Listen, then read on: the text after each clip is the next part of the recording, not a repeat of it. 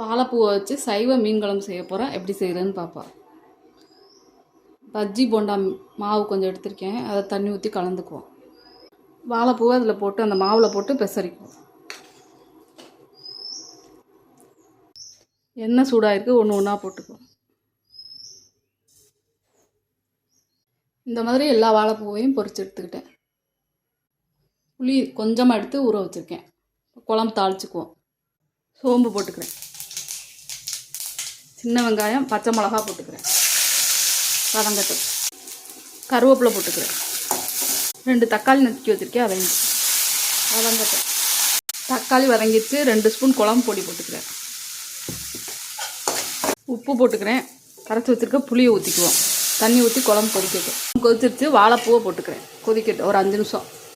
சைவ மீன் குழம்பு ரெடி ஆயிடுச்சு. இதே மாதிரி நீங்களும் செஞ்சு பார்த்துட்டு எப்படி இருந்துச்சுன்னு கமெண்ட்ஸில்